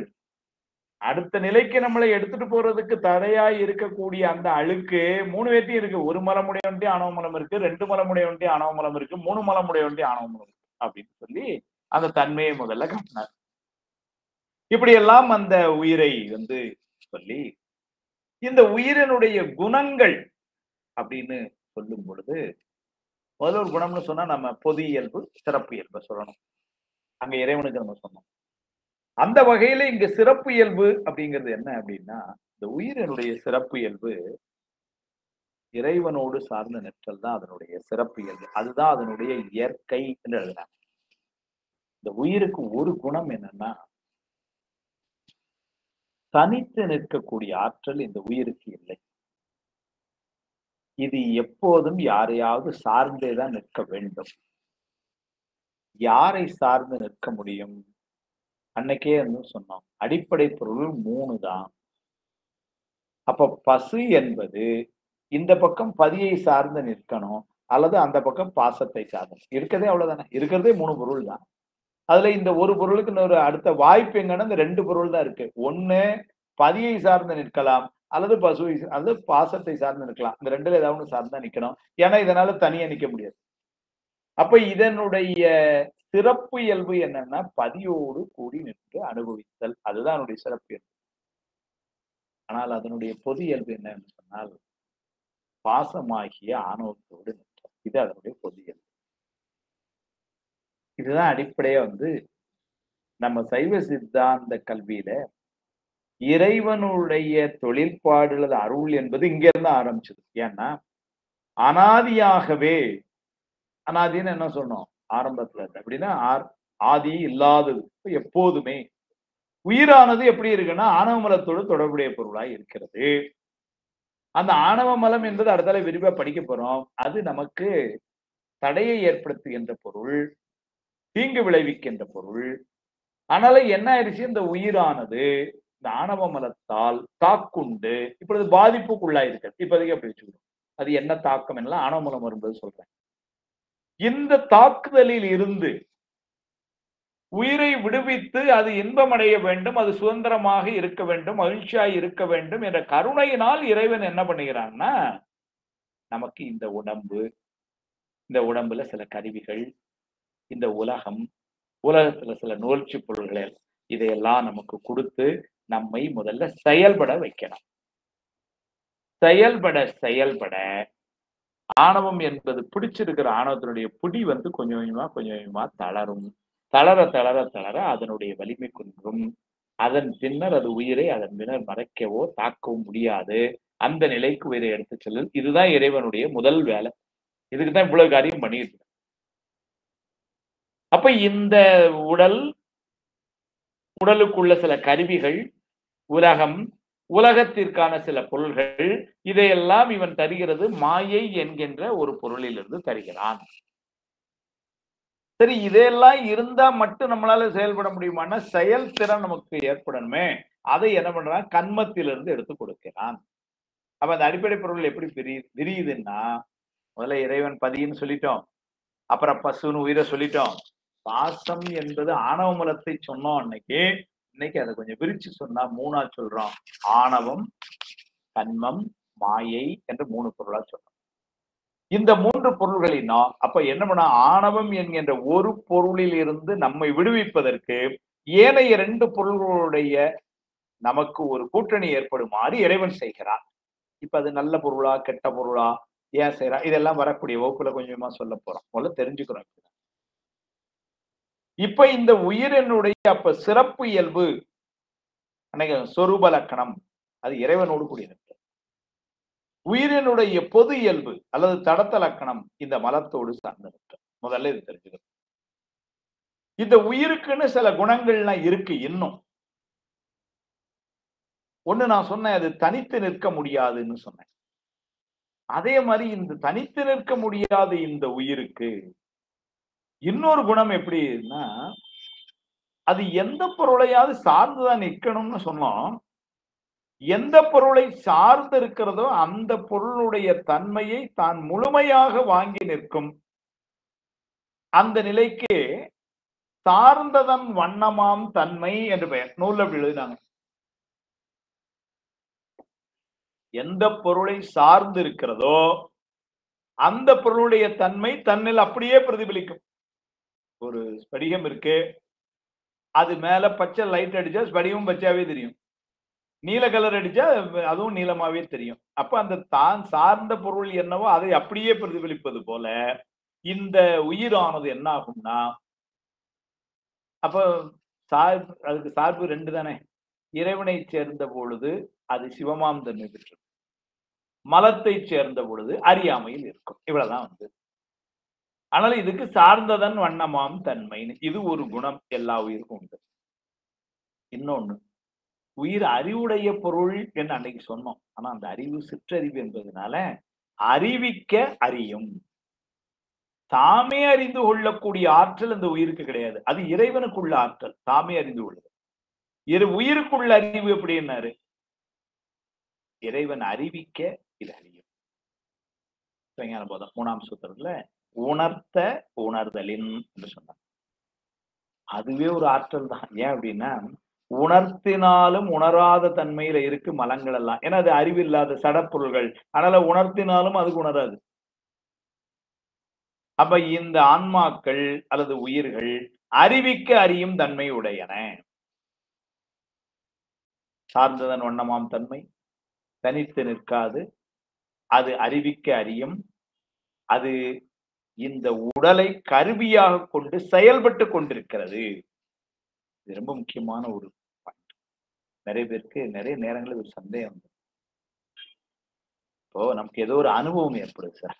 இந்த உலகத்துல எவ்வளவோ அனுபவம், நம்ம பெரியவங்க எல்லாம் வகுப்புல இருக்கிறோம். அவ்வளவு மகிழ்ச்சியான இன்பமான அனுபவங்கள், அவ்வளவு துன்பமான இதெல்லாம் நிறைய எக்ஸ்பீரியன்ஸ் நமக்கு. அடிப்படையா ஒரு கேள்வி இந்த அனுபவம் எல்லாம் உடலுக்கு ஏற்படுகிறதா, உயிருக்கு ஏற்படுகிறதா? இப்போ காலில் முள்ளு குத்திருச்சு, காலில் முள்ளு குத்தின உடனே வலி. வலி எங்கன்னு பாத்தீங்கன்னா கால் பாதத்துல. அப்ப அதனால அனுபவம் இந்த உடலுக்குத்தான் அப்படிங்கிற மாதிரி நமக்கு தோணுனா கூட உண்மையிலே பாத்தீங்கன்னா அனுபவம் அந்த உடல், அந்த கால் பாதத்துக்கு இல்ல, இந்த உயிருக்கு. எளிமையா சொல்லலாம், கால் பாதத்துக்குத்தான் அந்த அனுபவம்னா என்ன ஆயிடும்னா, உயிர் நீங்கிய நிலையிலும் ஒரு முள்ள வச்சு நம்ம அந்த காலில் குத்துறோம்னா, இல்ல அதுல அந்த காலில் எதையோ ஒண்ணு பட்டுச்சுன்னா அதுக்கு அந்த வலி தெரியணும் இல்ல. அப்ப என்ன ஆகுது அப்படின்னா, அந்த அனுபவம் என்பது யாருக்கு ஏற்படுதுன்னா இந்த உடலுக்கு இல்ல, உயிருக்கு. அப்ப இந்த உடலை கருவியாக கொண்டு செயல்படுகின்ற பொருளாய் இருப்பது உயிர். உயிர் செயல்படுவதற்கு இந்த கருவி தேவைப்படுது. இந்த உடலை இயக்குவதற்கு உயிர் தேவைப்படுது. இப்படிதாங்க போயிட்டு இருக்கு. இதை ஏன் கொஞ்சம் வலியுறுத்தி இந்த அனுபவம் என்பது உடலுக்கு இல்ல உயிருக்கு அப்படின்னு சொல்றோம் அப்படின்னா, ஒரு லாஜிக் புரிந்து கொள்ளணும். நான் இந்த பிறவியிலே சில அனுபவங்களை எல்லாம் அனுபவிக்கிறேன் என்று சொன்னால் எல்லாரும் உடனே சொல்லுவோம், இந்த அனுபவங்களுக்கெல்லாம் காரணம் முந்தைய பிறவிகளில் நான் செய்த வினைகள் என்று சொல்றோம். நல்ல அனுபவமா இருக்கலாம், தீய அனுபவமா இருக்கலாம், அது வேற. இன்பமாக இருக்கலாம், துன்பமாக இருக்கலாம், எதுவா இருந்தாலும் எனக்கு இன்னைக்கு இப்படி ஒண்ணு நடக்குதுன்னா இதெல்லாம் எப்படின்னா எனக்குன்னு வந்திருக்கு. ஏன்? நான் முன்னர் செய்த நிகழ்விற்கு தக்கவாறு. அப்படி சொன்னா என்ன ஒரு முக்கியமான பாயிண்ட் வருதுன்னா, இந்த பிறவியிலும் சரி, போன பிறவியிலும் சரி, இதுல பொதுவா சொல்ற பொருள் எதுன்னா இந்த உடல் வேற. போன பிறவியில இருந்த உடல் வேற. அப்பவுமே அன்னைக்கு மறைத்தல்லே சொன்னோம், போன பிறவியில என்ன உடல்ல இருந்தோன்னு தெரியல, மானிட உடல்ல தான் நான் இருந்தேனான்னு கூட தெரியல, விலங்குகளா இருந்திருக்கலாம், பறவையா இருந்திருக்கலாம், தெரியல. அப்போ வேறு ஒரு உடல், இந்த அனுபவம் எல்லாம் உடலுக்குன்னா என்ன ஆயிடும் சார்? வேறு ஒரு உடல் செஞ்ச தவறுக்கு இந்த உடலுக்கு இன்னைக்கு தண்டனை கொடுக்கிறது என்ன சார் நியாயம் அப்படின்னு ஒரு லாஜிக் கொஸ்டின் வந்துடும். அப்ப கேள்வி அப்ப என்ன ஆகுதுன்னா, உடலை கொண்டு உடலை இயக்கி அதனால் அனுபவம் பெறுவது உயிர். போன முறை உடல்ங்கிற ஒரு கருவியை வேறொரு உடலை கருவியா வைத்து இந்த உயிர் சில காரியங்களை செய்தது. இப்பொழுது அதே உயிர் தான் வேறொரு உடலை கருவியாக கொண்டு, ஆனால் என்ன ஆகுது? செய்தது அந்த உயிர்னால இப்ப அனுபவிப்பதும் அந்த உயிர். அதனால உயிரானது உடலை செயல்படுத்தி கொண்டிருக்கின்ற ஒரு பொருள். இப்படி எல்லாம் உயிரை பற்றி சில செய்திகளை நாம தெரிந்துக்கிறோம். பெருமானுடைய திருவடியை அடைந்து இன்பத்தை இருக்கின்ற பொருள் என்னன்னா உயிர் தான். சிவஞான சுவாமிகள் அல்லது சிவஞான போகத்துல நம்முடைய நிகண்டார் சொல்லும் பொழுது சிவஞான சுவாமிகள் இந்த உயிருக்கு ஒரு பெரிய ஒரு உற்சாகம் அல்லது மேன்மை ஒண்ணு சொல்வார். என்ன சொல்வார்னா, நாளை இறைவனுடைய திருவடியை அடைந்து பேரின்பத்தை அனுபவிக்கின்ற உரிமை இந்த உயிருக்கு தான் இருக்குங்கிறார். அது நமக்கு we have the legitimate right. ஏன்னா எஞ்சி இருக்கிற பாசத்துக்கு அது கிடையாது. நம்ம அன்னைக்கே சொல்லிட்டோம், பதி அணியில் பசுபாசம் நில்லா, பதியினை சென்று அணுகா பசுபாசம், பதி அணியில் பசுபாசம் நில்லாவே. அதனால அவங்க ரெண்டுத்துக்குள்ள கூட்டணி கிடையாது. அப்ப நாளை இந்த முக்தி இன்பம் என்பதனை அனுபவிக்கக்கூடிய உரிமை யாருக்கு இருக்குன்னா, அதையெல்லாம் இது பண்ணக்கூடிய அதிகாரி ஆவான் ஆன்மாவின் இயல்பு பற்றி அதை என எல்லாம் சொல்றது அதனுடைய சிறப்பலக்கணத்தெல்லாம் சொல்லிட்டு வர்றதுனால அதிகாரி ஆவான் இயல்பு பற்றி. அப்ப அந்த இடத்துல அதிகாரிங்கிறது யாருன்னா இந்த உயிருக்கு அந்த உரிமை கொடுக்கும். அதனால இன்றைக்கு மலத்தோடு கூடி நாம் இப்படி இருந்தாலும் கூட பெருமானுடைய திருவருளினால் கருணையினால் நாம் நம்முடைய முயற்சி செய்ய செய்ய எங்க போயிட்டு இருக்கிறோம்னா சுவாமியினுடைய திருவடியை நோக்கி போய்கொண்டிருக்க. அப்ப உயிர் நிறைவா எங்க போகுதுன்னா இறைவனுடைய திருவடியில போய் இன்பத்தை அணிவித்துக் கொண்டிருக்க போது அது நித்த பொருள் என்பதனால அங்க போய் அது அழியாது இருந்து அந்த நித்தம் அந்த இன்பத்தை பேரின்பத்தை அனுபவித்துக் கொண்டிருக்கும் என்று உயிரை பற்றி ஒரு சின்ன அறிமுகம் இப்ப கொடுக்கிறோம். மூணாவதா வர்றது பாசம் என்கின்ற இந்த ஆணவ மலம். இறைவனுடைய பொது இயல்பு சொன்னோம், சிறப்பு இயல்பு சொன்னோம். உயிரினுடைய சிறப்பு இயல்பு சொல்லிட்டோம், பொது இயல்பு சொல்லிட்டோம். இந்த ஆணவம் பாசம்னு சொன்னா அது ஆணவத்தை தான் நேர பிரிக்கும். அதற்கு என்று சில இயல்புகள் அருமையா சொல்லி வச்சாங்க. அதனுடைய சிறப்பு இயல்பு உயிரினுடைய அறிவை மறைக்கும். ஆணவத்தினுடைய சிறப்பு இயல்பு உயிரினுடைய அறிவை மறைக்கும். புரிஞ்சுக்கிறக்க அப்படி சொல்ற. ஆணவம்னா ஆணவத்துடைய தொழிற்பாடுகள் பல பின்னாடி பேச போறோம். உலகத்துல நம்ம ஆணவம்னா நம்ம தெரிஞ்ச வார்த்தை வந்து ஆணவம் அப்படின்னா செருக்கு அல்லது கர்வம், அதுதான் ஆணவம் நினைச்சிட்டு இருக்கிறோம். அது ஆணவத்தினுடைய பல கூறுகள்ல ஒரு சின்ன கூறு தான் அது. அதுக்கு மேல எவ்வளவு இருக்கு ஆணவத்துக்கு. ஆனா அதுவே நீங்க பாருங்களேன், உயிரினுடைய அறிவை மறைக்கும். கோயம்புத்தூர்ல ரோட்ல கார் ஓட்டிட்டு போறேன். கோயம்புத்தூர்ல எல்லா தெருவும் எனக்கு ஓரளவுக்கு தெரியும். நான் கார் போறேன். அங்க வந்து ஒருத்தர், சார் இந்த பக்கம் போகாதீங்க, ரைட்ல போங்க, எங்க போக முடியும், இங்க போகாதீங்கிற. இப்ப என்ன அது என்னுடைய அறிவை ஆணவமலம் மறைக்குது. என்ன சொல்றேன், கோயம்புத்தூர் ஊருக்குள்ள எனக்கு ரூட்டு சொல்லியா நீ, எனக்கு தெரியாத மூல முடுக்கெல்லாம் பார்த்தேன் அப்படின்னு சொல்லி நான் என்ன பண்றேன், போய் அப்படின்னு நான் நேர போறேன். அங்க போனப்பதான் தெரியுது அவன் ஏதோ ரோட பெருசா தோண்டி போட்டிருக்கான், போக முடியாது. இப்போ முன்னாடியும் போக முடியல, பின்னாடியும் வர முடியல. ஏன்னா அந்த இடத்தோட டிராபிக் ஜாம் ஆகி 1 மணி நேரம் நான் கிட்டத்தட்ட ரோட்ல நின்று தடுமாறி அப்புறம் வந்து அவன் சொன்னானே அந்த பாதையில தான் போய் திரும்ப போனேன். இப்ப இது ரொம்ப சாதாரணமான ஒரு விஷயம். உயிரினுடைய அறிவை ஆணவ மலம் மறைக்கும். இப்பவும் மறைத்துக் கொண்டிருக்காருக்கா சொன்னேன். அவன் சொன்ன உடனே அப்படியே யாரோ ஒருத்தர் அப்படிங்களா ஐயா ரொம்ப நன்றிங்க, நான் ரைட்ல போயிருந்தேன்னா நான் வீட்டுக்கு போய் சேர்ந்திருக்கேன். இப்ப என்ன ஆயிருச்சு, எனக்கு இந்த ஆணவம் என்ன செஞ்சு, எனக்கு தெரியாதா சார் நீங்க எவ்வளவு வேலை நான் இந்த ரோட்ல போயிட்டு இருக்கிறேன், எனக்கே சொல்ற நீ அப்படின்ட்டு நான் சொல்ல. இப்ப என்னாச்சு வந்து ஒரு தாக்கம். சும்மா புரிந்து கொள்ளுக்கா சொல்றேன். ஆணவ மலம் செய்த தாக்கம் மறைப்பு என்பது ரொம்ப பெரிய விஷயம். ஒரு எளிமையா புரியுது. இப்ப இந்த உயிரை இப்ப ஆணவ மலம் உயிரினுடைய அறிவை மறைக்கும். அது அதனுடைய சிறப்பு இயல்பு. அதான் அதுக்கு தொழிலே. சரி, உயிர் அந்த ஆணவ மலத்தினுடைய பொது இயல்பு என்ன அப்படின்னு சொன்னா, மாயையோடு சேர்ந்து உயிரினுடைய அறிவை மயக்கும். சிறப்பு இயல்பு என்ன சொன்னா, உயிரினுடைய அறிவை மறைக்கும் என்று சொன்னேன். பொது இயல்பு என்ன சொல்றனா, உயிரினுடைய அறிவை மயக்கும் என்று சொன்னேன். மறைத்தல் அப்படின்னா ஒண்ணுமே தெரியாம பண்றது, முழு இருட்டடிப்பு, அது மறைத்தல். மயக்குதல் அப்படின்னா அது இதுவா இருக்குமோ அதுவா இருக்குமோ அப்படின்னு ஒன்றை இன்னொன்றாக நினைக்க வைப்பது, இது வந்து மயக்கம்.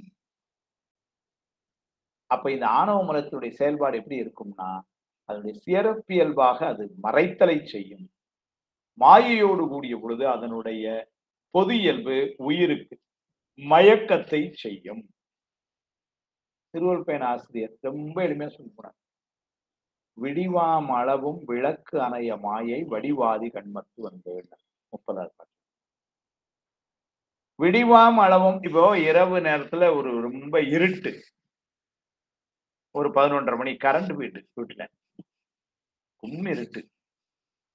அங்க என்ன நடக்கு, யார் எங்க இருக்கா, டேபிள் எங்க நடக்கு, சேர் எங்க நடக்கு, ஒண்ணுமே தெரியல, முழு இருட்டு. இது ஆணவம் செய்யற இருட்டு, மறைத்தல். இப்ப என்ன ஆகுது, வீட்டுல உடனே அம்மா என்ன பண்ணாங்க, சரி கரண்ட்டும் இல்லை ஏன்னா ஒண்ணும் பண்ண முடியாது, அதுக்காக என்ன பண்ணாங்க, ஒரு மெழுகுவர்த்தி பருத்தி கொண்டு வந்து வச்சாங்க. இப்ப மெழுகுவர்த்தி பருத்தி கொண்டு வந்து வச்சோடனே கொஞ்சம் வெளிச்சம். இப்ப கொஞ்சம் பெரிய அளவுல வெளிச்சம் உடனே அதை வச்சு புத்தகம் படிச்சிடலாமா? அப்படிலாம் இல்ல. கும்மிருட்டு இருந்ததுக்கு கொஞ்சம் ஒரு வெளிச்சம். சரி அது இன்னொரு 1 மணி நேரம் கரண்ட் வந்துராதான்னு பார்ப்போம் வருத வரைக்கும். மிஞ்சி மிஞ்சி போனா காலையில ஒரு 6 மணி வரைக்கும் இது. அப்புறம் 6 மணிக்கு சூரிய வெளிச்சம் வந்துரும். வெளிச்சம் பிரச்சனை இல்ல. அப்ப என்னன்னா ஒரு சின்ன வெளிச்சம் வந்து வந்தது. இந்த சின்ன வெளிச்சம் வந்ததுக்கு அப்புறம் நடந்த நிகழ்வு என்னன்னு பாருங்க. அங்க வீட்ல இருந்த அந்த ஒயர் ஏதோ ஒண்ணு கிடக்கு. அது ஏதோ ஒரு டெம்பரரி கனெக்ஷன் வீட்ல எடுத்து போட்ட ஒயரு. இப்ப அந்த ஒயர் வேற, அதுல அந்த அந்த கலர் ஒரு மாரி மினுக்கு மினுக்குங்க. தடக்குன்னு பார்த்தா, அது ஒயரா? இல்ல பாம்பா? அப்படின்னு ஒரு சந்தேகம் வருது.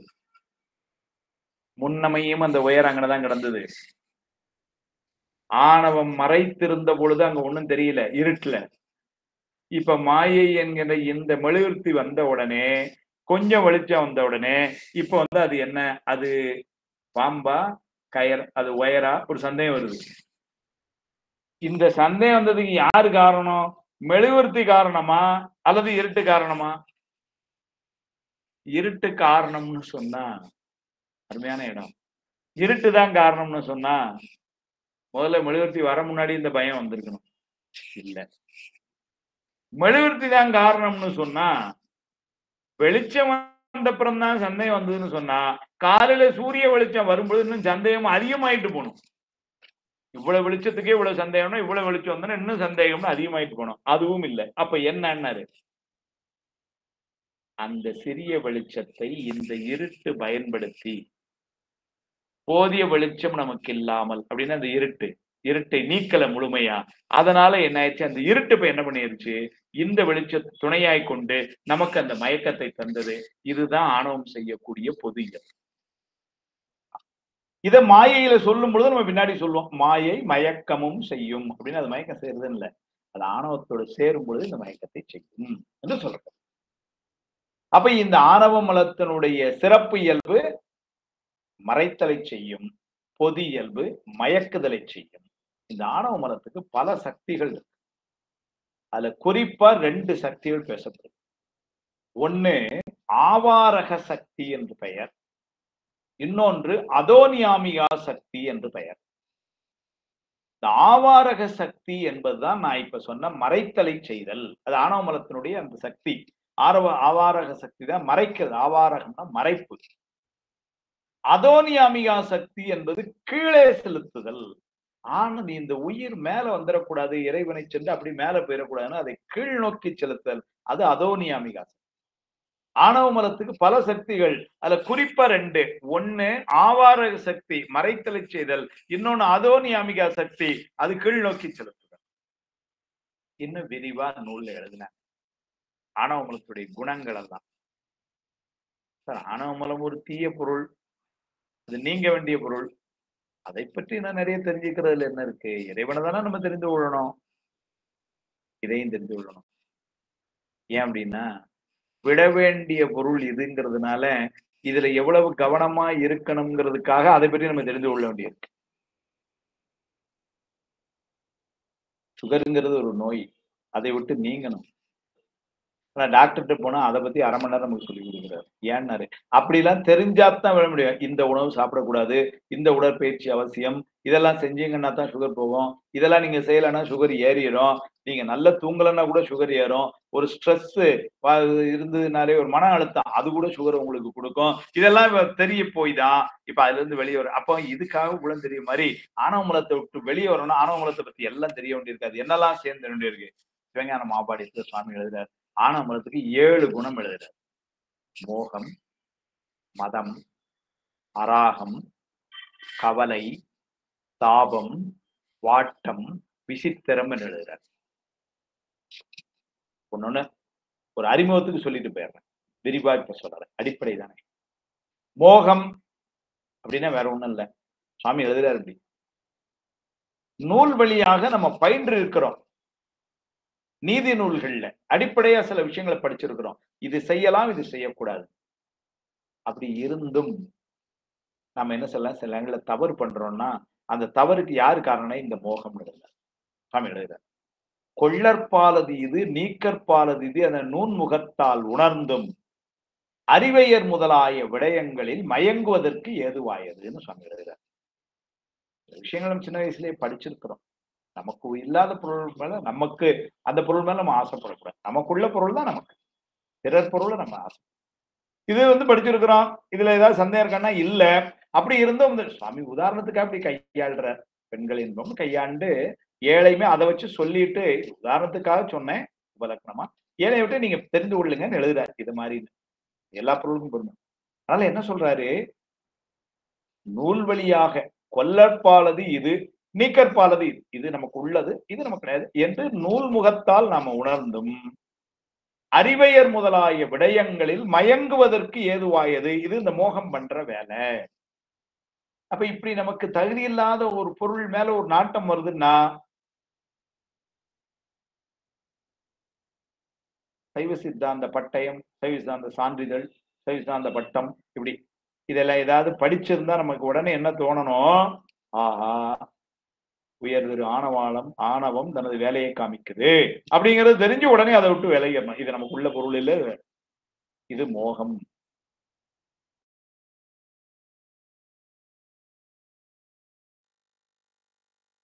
புகழ்ந்து கொண்டிருக்கிறோம். ஏன்னா அது நம்முடைய பொருள் என்று சொல்ல அதுக்கு தகுதி இல்லை. ஆனா சொல்ல இது காரணம் என்னன்னாரு, நமக்கு அதன் மேல உள்ள விருப்பத்தினாலே செய்வது. அதற்கு மதம் என்று பெயர். மூன்றாவது அராகம் என்று பெயர். அந்த பொருள் மீது அதிகமான ஆசை ஏற்படுகிறது. சுவாமி என்ன பண்ணுவாரு, ஒரு மகளிர் இன்பத்தை வச்சே சொல்வார். அதனால அறிவியர் முதலாய விடயங்களில் ஏதுவார்க்கு ஏது மயங்குவதற்கு ஏதுவாயதுன்னு சொல்லிட்டு மதம் அப்படி தனக்கு பிடித்த அவளையே உலகத்தில் இவள்போல் உண்டோ என்று சொல்லி போழ்ந்துதல் என்பது. அப்புறம் அராகம் அவள் மீது மீண்டும் மீண்டும் ஆசை ஏற்படுகிறது சொன்னார். நாலாவது ஒண்ணு சொல்றாரு, ரொம்ப முக்கியம் பாருங்க, கவலை.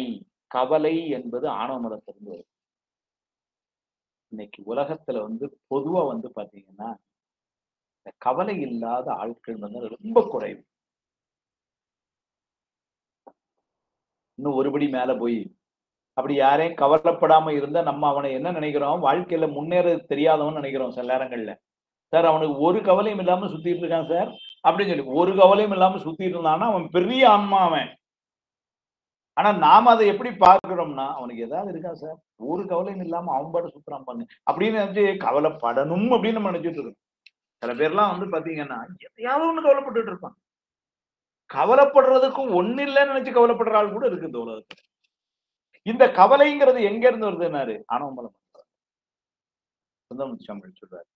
காலையில எந்திரிச்சு திருக்கச்சூர் பெருமான வழிபாடு செய்யுங்க, இந்த கவலையெல்லாம் இருக்காதுங்கிறார். அப்படின்னா ஆணவமலத்துடைய சேட்டையை நீக்கிறது சுவாமி தான் செய்வான். அதுக்காக சொல்றாரு, மேலை விதியே விதியின் பையனே விரவார் புறம் 3 எரி செய்தாய், காலை எழுந்து தொழுவார் தங்கள் கவலை களைவாய் கரை கண்டான். அப்ப இந்த கவலைங்கிறது எங்க இருந்து இப்பதான் நீங்க தெரிஞ்சு பாருங்க. இந்த கவலைக்கு ஏன்னா நிறைய விஷயங்களை கவலைப்படுறோம். சார் 15 வருஷத்துக்கு முன்னாடி நடந்த ஒண்ணு நினைச்சு கவலைப்படும். இப்பதான் அதெல்லாம் தாண்டி நல்லா வந்தாச்சா இப்ப சார் நான் 7ஆம் கிளாஸ்ல ஒரு தடவை பரீட்சையில ஃபெயில் ஆயிட்டேன் சார் அப்படின்னு. இப்ப வயசு 50 ஆகுது. 7ஆம் கிளாஸ்ல 11, 12, 13 வயசுல ஒரு தடவை கணக்கு பரீட்சையில ஃபெயில் ஆனது இப்ப ஏன் கவலைப்படுறீங்க நீங்க? அதுக்கப்புறம் படிச்சு இதாகி முன்னேறி வேலைக்கு போய் சம்பளம் வாங்கி இன்னைக்கு கிட்டத்தட்ட ரிட்டையர்மெண்ட்டுக்கு வந்தாச்சு. ஆனா சில நேரங்களில் இப்படி கவலைப்படுறோம். சில நேரங்கள்ல பின்னாடி எப்படி இருக்க போறோமோ நினைச்சு கவலைப்படணும். 15 வருஷம் கழிச்சு என்ன நடக்க போகுதுன்னு தெரியல சார். நாளைக்கு என்ன நடக்குன்னே தெரியாது. இந்த பரீட்சையில என்ன கொஸ்டின் பேப்பர் வரப்போகுதுன்னு இப்ப தெரியாது.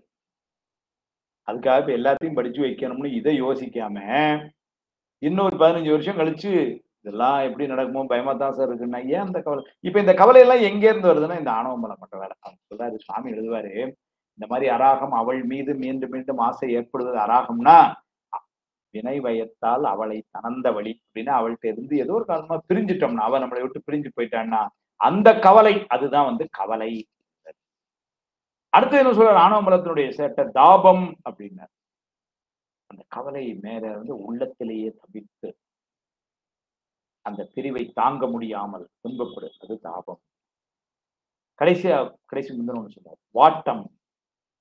வாட்டம்ங்கிறது அந்த தாபத்திலேயே அது. அதனால என்னாச்சு, சரியா உணவு எடுக்கிறது இல்லை, சரியா தூங்குறது இல்லை. இதெல்லாம் என்னாச்சு ஒரு வாட்டம். இது எங்க இருந்து வருதுன்னாரு, ஆணவமலம் பண்ற வேலை. கடைசியா ஒண்ணு சொல்றாரு, விசித்திரம்னர். விசித்திரம்ங்கிறது சுவாமி எழுதுறார், இந்த உலகத்துல எனக்கு எல்லாமே இருக்குது. என்னுடைய பெற்றோர்கள், என்னுடைய நண்பர்கள், என்னுடைய செல்வம், என்னது இதுக்கு மேல எனக்கு என்ன வேண்டும் அப்படின்னு சொல்லி, இப்படி தவறாக நம்மை பற்றிய ஒரு எண்ணத்தை நாம் உரிகிறது. இதுக்கு மேல என்ன வேணும்னா திருவருள் எப்பவும் வேணும். வேண்டுவது சுவாமி திருவடி. அதை நினைக்காம எனக்கு எல்லாம் இருக்கு. என்னை யார் என்ன செய்ய முடியும்? இப்படி நினைத்துக் கொண்டிருக்கின்ற எண்ணங்கள் இது விசித்திரம். இது எல்லாம் எங்க இருந்து வருதுன்னா ஆணவ மரத்தினை மோகம், மதம், அராகம், கவலை, தாபம், வாட்டம், விசித்திரம் என்று இந்த 7 என்ன சொன்னாரு? ஆணவ மலத்தினுடைய செயல்பாடுகள் எழுதினார். ஏன்னா சைவ சித்தாந்தம் பயிலுகின்ற நாம இந்த அதனால உயிரை பற்றி தெரிந்து கொள்கின்றோம். உயர்ந்த பொருள் என்கின்ற வகையிலே இறைவனை தெரிந்து கொள்ள வேண்டும். அதே போல தெரிந்து கொள்ள வேண்டிய பொருள், அந்த உயர்ந்த பொருளை சென்று நாம் அடைந்து அந்த இன்பத்தை அனுபவிப்பதற்கு தடை ஏற்படுத்துகின்ற பொருளாகி ஆணவ மலத்தை தெரிந்து கொள்ள வேண்டும். வித்யாராசிரியர் 170வது திருவிருத்தம் அருமையா சொல்ல, இதுதான் ஆணவ மலம்பா அப்படின்னு அருமையா சொல்லிவிட்டார். ஒன்றதாய் அநேக சக்தியுடைய ஆணவ மலம் ஒண்ணு. பாருங்க, இந்த ஒரு பாட்டு படிச்சா போதும். என்னுடைய அன்பான விண்ணப்பம், அட்லீஸ்ட் ஒரு 50 வயதுக்கு உட்பட்டவர்களுக்காக இந்த விண்ணப்பம், இந்த திருவிருத்தத்தை மனப்பாடம். ஏன்னா ஆணவ மலம் பற்றி சொல்லுங்க. இப்ப நம்மளே எந்த ஒரு சர்டிபிகேட் கோர்ஸ் பண்றோம், ஒரு டிப்ளமா கோர்ஸ் இன் சர்வீஸ் தான் சங்கரா கல்லூரியில படிச்சேங்கிறோம். ஒரு 2-3 வருஷம் கழிச்சு வெளியே யாரையும் சந்திக்கும் பொழுது என்ன சார் அங்க படிச்சீங்க அப்படின்னு சொன்னா நம்ம உடனே சொல்ல தெரியணும். ஆணவ மலம்னு ஒண்ணு இருக்கு, என்ன தெரியுமா உங்களுக்கு அப்படின்னு அதை பத்தி கொஞ்சம் சொல்லுங்களேன்னா, இந்த பாட்டு கையில ஒண்ணு இருந்தா போதும். ஒன்றதாய் ஆணவ மலம் ஒரே பொருள், எல்லா உயிர்களோடும் தொடர்புடையது. உயிர்கள் பல, இறைவன் ஒன்றுன்னு சொன்னா மாதிரி ஆணவ மலம் ஒன்றுதான். ஒன்றதாய் அநேக சக்தி உடையதாய், அதுக்கு சக்திகள் பல, உடனாய் உயிர்கள் கூட, ஆதி அன்றதாய், அப்ப அதுக்கு ஆதி இல்லை அப்படின்னு என்ன அர்த்தம்? அனாதி, நித்தப்பொருள். ஆதி அன்றதாய் ஆன்மாவின் தன் அறிவோடு தொழிலை ஆர்த்து, ஆன்மா செய்யக்கூடிய இதுல எல்லாத்துலயும் இந்த ஆணவ மலம் உள்ள நான் தான் செஞ்சேன் அப்படின்னு சொல்ல தன் தொழிலை ஆர்த்து நின்று போத்திருத்துவத்தை நிகழ்த்தி இந்த அனுபவங்கள் எல்லாம் கொண்டு வந்து கொடுத்து, இது எப்ப சார் இருக்குன்னாரு. அது ஒரு 15 வருஷமா இல்ல இந்த பிறவி ஆரம்பத்துல இருந்து. செம்பினில் களிம்பி எய்ந்து அப்படின்னா அதுவும் அனாதிங்க மாதிரி. என்னைக்கு ஒரு செம்புன்னு செப்பு பாத்திரம்னு இருந்ததுன்னா அதுல களிம்புங்கிற ஒண்ணு இருக்குதோ அது மாதிரி இந்த ஆணவ மலம் என்பது இருக்கக்கூடாது. செம்பினில் களிம்பி எய்ந்து என்றும் அஞ்ஞானம் காட்டும் ஆணவம், என்றும் அஞ்ஞானம் காட்டும்னர் அப்படின்னு என்ன அர்த்தம்? இந்த ஆணவ மலம் ஒரு நாளும் இந்த உயிர்களுக்கு நன்மை பயக்கும் பொருளா இருப்பதில்லை.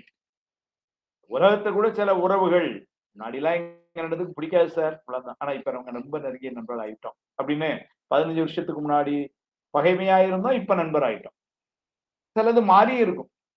முன்னாடிலாம் நாங்க ரொம்ப க்ளோஸ் சார், என்னமோ இப்ப எங்களுக்குள்ள கொஞ்சம் கருத்து வேறுபாடுகள், சில செயல்களை எனக்கு பிடிக்கல, ஒதுக்கிட்டேன் அப்படின்னு. அதனால இப்படி இருக்கலாம் அப்படி இருக்கலாம் மாறி. ஆணவ மலம் ஒரு காலம் அப்படி கிடையாதான். என்றும் அஞ்ஞானம் காட்டும் ஆணவம் ஏய்ந்து நின்றே அருமையா சொல்ல.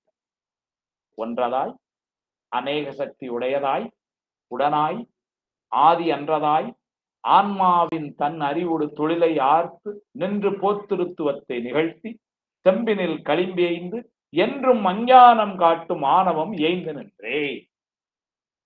ஆணவம் அப்படின்னு சொன்னா சரி, நான் சொல்லுறேன். இந்த ஒரு பாட்டு இருந்த போது சோப்ரா சாஸ்திரியை சொல்ற, அவர் ரொம்ப அருமையா சொல்றார். ஏகமாய் அவர் சொல்றார், ஏகம் ஒண்ணு, ஏகமாய் தம் கால எல்லைகளில் மேலும் எண்ணறிய சக்தியதாய், இவர் அநேக சக்தி உடையதாயினாரு, அவர் அதான் சொல்றார், எண்ணறிய சக்தியதாய் இருள் ஒளிர இருண்ட வார்த்தை விட்ட.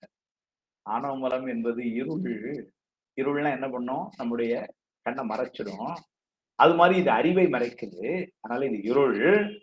எப்பேற்பட்ட இருள் அப்படின்னா, இந்த உலகத்துல இருக்கிற இருள் எல்லாம் கூட ஆணவ மலம் பக்கத்துல வச்சு பார்த்தா அது ஒரு ஒளிப்பொருள் மாதிரி தெரியும்னா பாருங்களேன் அப்படின்னு.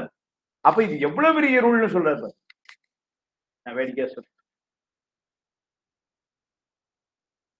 பொண்ணுக்கு மாப்பிள்ளை பார்த்திருக்கேன், பாத்தீங்களாமே? ஆமா, பையன் எப்படி இருக்கிறார் அந்த காலத்துல? ஏன்னா அம்மா அப்பா பார்த்து எல்லாம் வச்சிருந்தப்போ பையன் எப்படி இருக்கிறார்? ஒரு ரொம்ப கருப்பு.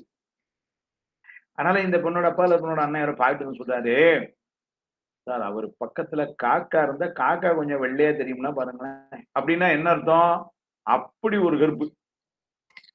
அது மாதிரி இங்க ஆணவமலத்தை சொல்றாரு. எப்படி சொல்றாரு? எவ்வளவு பேர்கிட்ட இருள்னா, இருள் ஒளிர இருண்டனர்.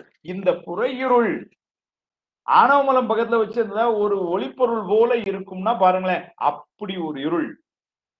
இருள் ஒளிர இருண்ட. ஏன்னா இதே ஆசிரியர் தான் திருவருட் பயன்ல சொல்லும்போது சொல்றார், ஒரு பொருளும் காட்டாது இருள் உருவம் காட்டும், இருபொருளும் காட்டாது இது. புற இருள் என்ன பண்ணும்? எல்லா பொருளையும் மறைச்சிடும். டக்குன்னு கரண்ட் போயிட்டுதுன்னா எல்லாமே இருட்டாயிடுச்சு. நான் முன்னாடி இருக்கிறேன், முன்னாடி யார் இருக்கிறா, பெஞ்ச் எங்க இருக்கு, மைக் எங்க இருக்கு, ஒண்ணுமே இருக்கும். ஆனா ஒண்ணு தெரியும், இருட்டா இருக்குன்னு தெரியும். அதனாலே நம்ம என்ன பண்ணுவோம், கொஞ்சம் கவனமா குழந்தைகளை கொஞ்சம் கையில பிடிங்க, பெரியவங்க அப்படியே உட்கார்ந்துறீங்க, கரண்ட் வரட்டும், ஏன்னா இப்ப இருட்டா இருக்கு அப்படின்னு. ஒண்ணுமே தெரியாம இருட்டு மறைச்சுது. ஆனா இருட்டா இருக்குங்கிறது அந்த இருட்டு தெரியுது நமக்கு. அதனால ஒரு சின்ன கவனம் ஏற்படும். இந்த ஆணவமலம் இந்த இருட்டை விடக்கூடியது. எல்லாவற்றையும் மறைப்பது மட்டுமல்ல, தன்னையும் மறைத்துக் கொள்ளும். எனக்கு ஆணவம் இருக்கு அப்படின்னு தெரியாது. அது தன்னையும் அதனால இது இருளை விடக்கூடியதுன்னு. ஒரு பொருளும் காட்டாது இருள் உருவம் காட்டும் தன்னை, இருபொருளும் காட்டாது இது.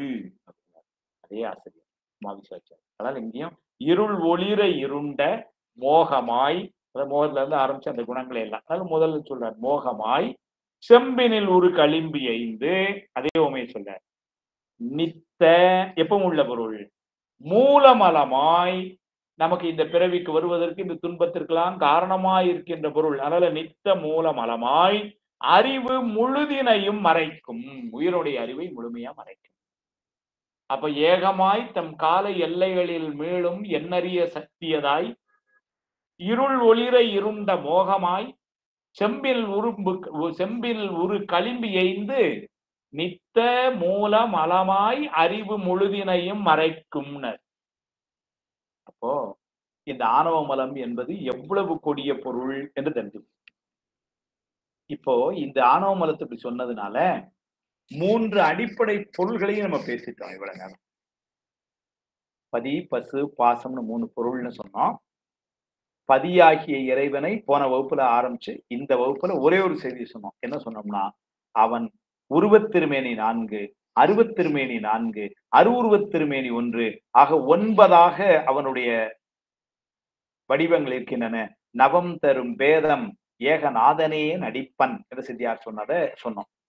அதுல இருந்து எடுத்துட்டு அதுதான் இறைவனை பற்றிய செய்திகளா இன்னைக்கு நம்ம தொகுத்து சொன்ன செய்தியில. அதன் பின்னர் உயிரை பற்றி சொல்லும் பொழுதுதான் உயிரினுடைய சிறப்பு இயல்பு அது இறைவனோடு சேர்ந்து நிற்றல். உயிரினுடைய பொது இயல்பு ஆணவத்தால் வைக்கப்படுதல். அதுல என்ன அப்படின்னா, இது தனித்து நிற்கக்கூடிய ஆற்றல் இதற்கு இல்லை. இது சார்ந்ததன் வண்ணமாம் தன்மை என்ற குணத்தை பெற்றது. இந்த சார்ந்ததன் வண்ணமாம் தன்மை என்பது எந்த பொருளை சாருகிறதோ அதனுடைய தன்மையை முழுமையாக தன்னுடைய தன்மையாக அது பெற்று நிற்கும். இந்த உயிர் அறிவிக்க அறியும். இந்த உயிர் இந்த உடலை கருவியாக கொண்டு செயல்படுத்துகிறது என்ற செய்தி எல்லாம் இந்த உயிர்கள் பல எண்ணிலி என்கின்ற ஒரு செய்தியை திருவருட் பயன் பாடல் மூலமா காமிச்சோம். இந்த உயிர் உண்டு என்பதற்கு பிரமாணம் அது சூனியான்மவாதிகளை மறுப்பதற்கு உளது இளதென்றலின் 3ஆம் சூத்திரத்துல 7 அதிகரணமா ஒவ்வொரு சமயமா மறுக்கிறார். இது ஒரு செய்திக்காக சொன்னேன். இந்த உடல் செயல்படுகின்ற நிலையும் செயல்படாத நிலையையும் நாம் அனுபவத்திலே காணுவதனாலே இந்த உடலை செயல்படுத்துகின்ற ஒரு பொருள் இருக்கிறது, அதைத்தான் உயிர் என்று சொன்னோம். அந்த உயிர்களுடைய வர்க்கம் என்பதை 3ஆ காமிச்சோம்.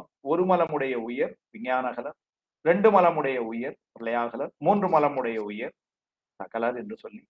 ஆனால் இந்த 3 தரத்து உயிர்களுக்கும் ஆணவ மலம் என்பது உண்டு, மூலமலம் என்பது உண்டு என்ற ஒரு செய்தியை சொல்லி, இதெல்லாம் உயிரை பற்றிய செய்திகளா சொன்ன நாம ஆணவம் என்கின்ற பாசத்தை சொல்லும் பொழுது அதனுடைய சிறப்பு இயல்பு உயிரினுடைய அறிவை மறைக்கும் என்றும், அதனுடைய பொது இயல்பு உயிரை மயக்கும் மாயோடு சேர்ந்து என்று சொல்லி, அதனுடைய குணங்கள் அதனுடைய சக்திகள் பல.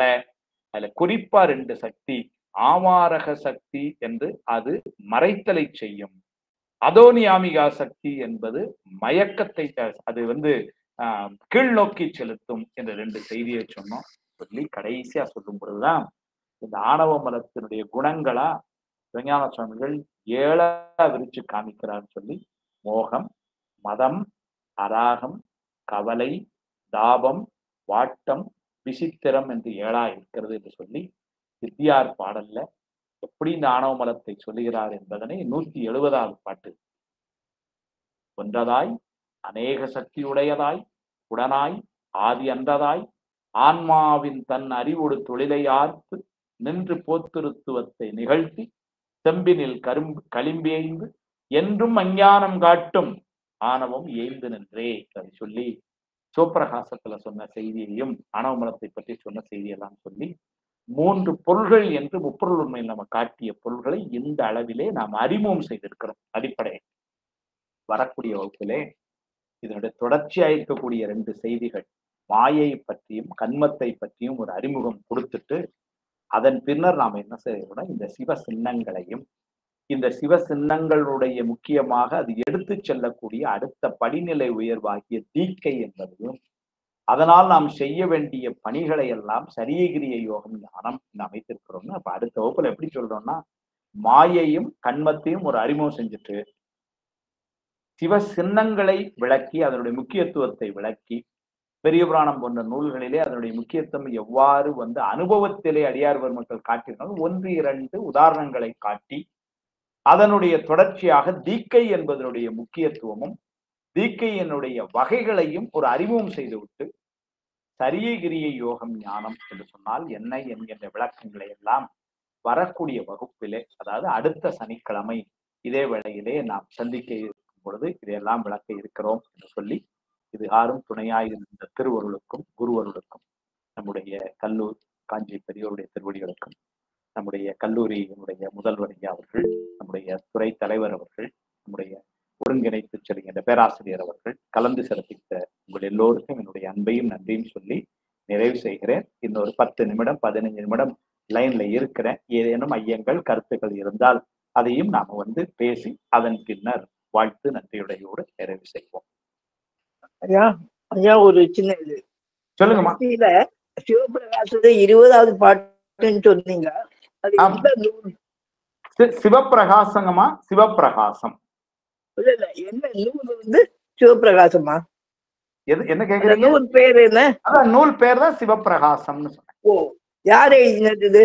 உமாபதி சிவாச்சாரியார் பண்ண நூல். ஓ உமாபதி சிவாச்சாரியார். அப்புறம் அந்த இது சொன்னா அதாவது கயிறு பாம்பு சொன்ன இல்லையா? ஆமா ஆமா. அந்த கயிறு பாம்பு தெரியாதது நம்மளுடைய அறியாமையினால வெளிச்சம் இல்லாததுனால நமக்கு சரியா தெரியல இல்லையா? ஆமா. வெளிச்சம் இருந்துனாக்க அது தெரியாதனால பயம் வருது, மத்த எல்லாமே வருது அதை ஃபாலோ பண்ணி. அப்போ அந்த வெளிச்சம்ங்கிறது அறிவுங்கிறது நம்ம எடுத்துக்கலாமா? வெளிச்சம் என்பது சுவாமியுடைய திருவருள். நீங்க ஒரு வார்த்தை அறியாமைன்னு சொன்னீங்க இல்லையா? ஆமா. அதுதான் ஆணவ மலம். அந்த ஆணவ மலம் இந்த மாயை அறியாமையை ஆணவ மலம் சொல்றா? ஆமாங்கம்மா. ஆமா. அறியாமைங்கிற ஆணவத்தினால்தான் அறியாமை வருதா? இல்ல நமக்கு தெரியாதுங்கிறத ஆணவம் எப்படி? எந்த இதுல நீங்க ஆணவம் என்பதனை ஆணவம் இல்ல ஆணவம்ங்கிறது எனக்கு எல்லாம் தெரியும் மமதையில கூட வரும் இல்லையா? நீங்க சொல்லி முடிங்க, நான் சொல்றேன். நீங்க முடிச்சிட்டீங்களா? நான் பேசுறேன். இல்ல அதான் இல்ல இல்ல எனக்கு சந்தேகம். ஆணவம்ங்கிறது மமதையினால வருதுன்னு சொல்றாங்க. அப்ப நீங்க அறியாமையினால ஆணவம்னு சொல்றீங்க. அது என்ன எனக்கு புரியல. ஆணவம் என்பது நீங்க சொல்ற மாதிரி மமதை, செருக்கு, கர்வம் அப்படின்னு சொல்றதெல்லாம் ஆணவ மலம்னு இங்க சொல்றதுல ஒரு சின்ன பகுதி தான். ஆணவ மலம்ங்கிறது மிக மோசமான பெரிய பொருள் அப்படி வச்சுக்கோங்க. அதுல எனக்கு எல்லாம் தெரியும் அப்படிங்கிற கர்வம்ங்கிறது ஒரு சின்ன பகுதி சின்ன பகுதி. இத மாதிரி ரொம்ப டேஞ்சர் பொருள் அந்த ஆணவ மலம். அதனால அந்த நூல்ல என்ன சொன்னாங்கன்னா அறியாமை அப்படின்னு ஒரு அர்த்தம் போட்டாங்க. ஆமா. அதுல இப்ப எனக்கு எல்லாம் தெரியும்னோ அல்லது நான் எவ்வளவு பெரிய போஸ்ட்ல இருக்கேன் தெரியுமா அப்படிங்கிறது அல்லது நீங்க எனக்கு சொல்ல வேண்டாம் நினைக்கிறது, இதெல்லாம் வந்து என்னன்னா ஆணவ மலத்தினுடைய கர்வம் அல்லது செருக்கு. அது அதனுடைய ஒரு சின்ன பகுதி தான். ஆனா இது இப்ப நான் சொன்ன பாருங்க, கவலை என்பது ஆணவ மலம் தர்றது, மோகம் என்பது ஆணவ மலம் தர்றது. இப்ப நம்ம நூல் வழியா ஒண்ணு படிச்சிருக்கிறோம், இப்படிதான் செய்யணும், இப்படி செய்யக்கூடாதுன்னு தெரியுது. அப்படி இருந்தும் செய்யக்கூடாத ஒரு விஷயத்துல ஒரு சின்ன மனசு போகுதுன்னா அது ஆணவ மலம் பண்ற வேலை. அதனால நூல் என்ன எழுதுனாங்கன்னா, ஆணவ மலத்துக்கு அறியாமை என்று எழுதினாங்க. பின்னாடி நீங்க இப்ப அந்த 5வது இதுல உண்மை விளக்கம் வந்து படிக்க போறீங்க. அதுல சொல்லுவாங்க, அதுல ஆணவ மலம் என்ற கேள்விக்கு பதிலே என்ன சொன்னார்னா, அறியாமை ஆணவம் என்று பாட்டே அவ்வளவுதான் சொல்றாங்க. அதுதான் வந்து ஆணவமா. நன்றி ஐயா. நல்லதுமா.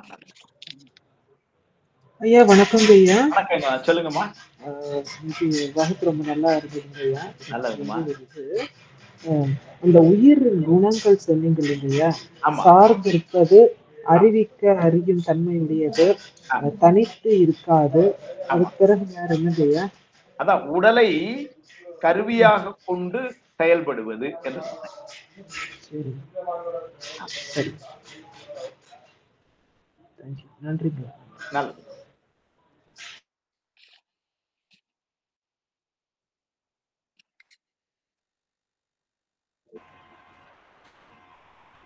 சரஸ்வதி அம்மா வாங்கம்மா. சொல்லுங்கம்மா, சொல்லுங்க. வணக்கம் ஐயா. வணக்கம்மா.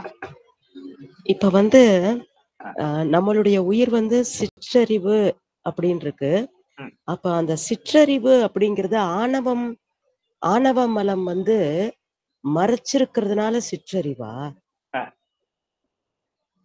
இல்லங்கம்மா, இல்ல.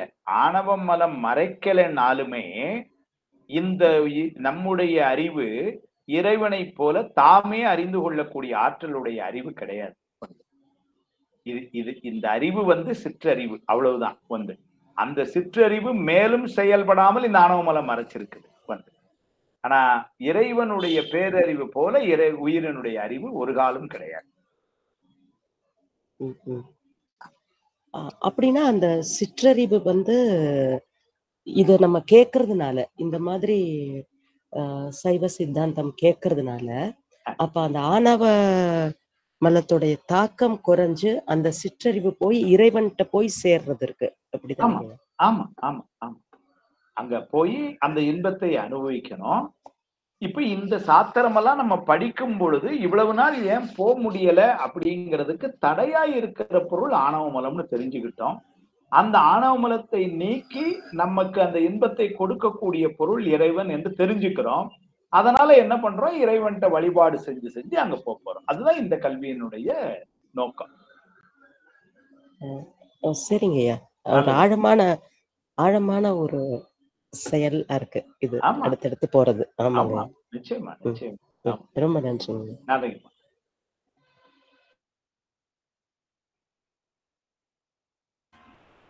நன்றிங்க ஐயா.